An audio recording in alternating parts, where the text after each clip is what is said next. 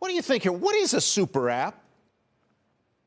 Well, a super app, we should start, is the dream of every U.S. tech company. It's a single app that has mini apps in it. And that means you never have to leave that app to do everything: payments, shopping, get your news, message, and it's all in one app. So again, you never leave the app because it's super. It's its own ecosystem.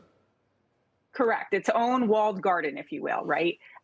You have operating systems in some areas. Well, we all have operating systems on our phones, but then there's this idea that what if one app could just do a lot of what that operating system's already doing, right? Have the messaging, have the payments, have all the sort of infrastructure that allows those apps to talk to each other, or what they call mini apps in this Steve, super app. There are examples where this has been rolled out.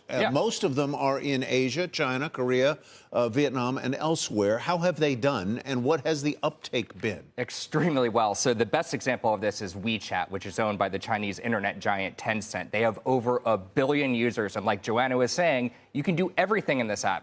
Texting, as the name implies. You can hail a car similar to Uber. You can buy things both in physical retail stores or just shop online like you would through Amazon. So you, Tyler, you probably have a separate app for all of those features. This happens all in one. And to Joanna's point, this has been tried in the U.S. to various degrees of success. Facebook is constantly stuffing new features inside the app and taking them away and trying to figure out how to build their own super app. Uber has talked about it to some degree. Even FTX, the crypto exchange, has talked about it.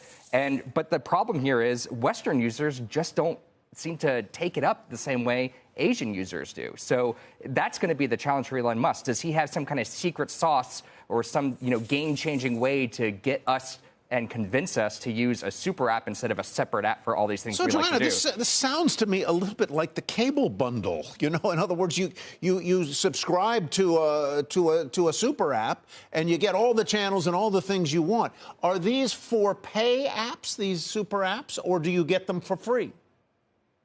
Well, I think actually payment is core to this, right? So I want to talk about my electrician, my plumber, the babysitter for my kids.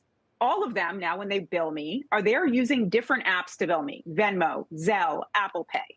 The idea with this app is one central payment system. So you can pay all these bills, all these places, as Steve mentioned, shopping, all through this app.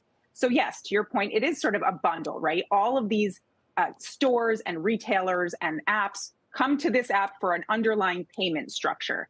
The question, as Steve said very clearly, is, do U.S. users or Western users want this? We have had a very strong inclination to have an operating system where there's an app for that, a different app for that.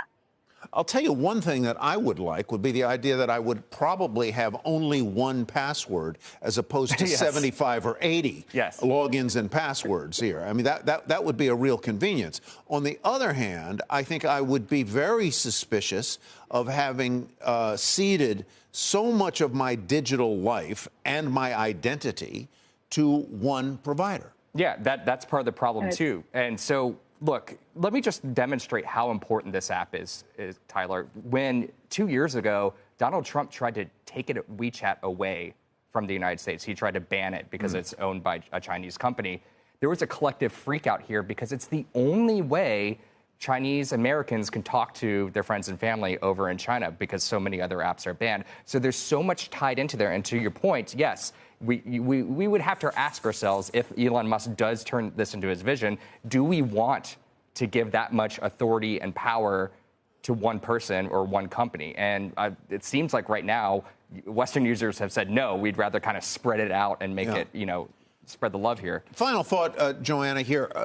Were you surprised to hear what Musk ultimately decided to do, which is basically say, OK, I'll pay the full price? I mean, look, and never surprised with Elon Musk. We don't know. We have no idea. I was surprised now to see this super app idea because, right, we've been hearing for months, or when he did announce the deal, he was interested in doing more along the lines of working on the algorithm for Twitter. Finally, here we're seeing some bigger idea of what the app could be to him. But again, it's sort of like, did someone just whisper that in his ear? And he was like, yeah, let's tweet that today.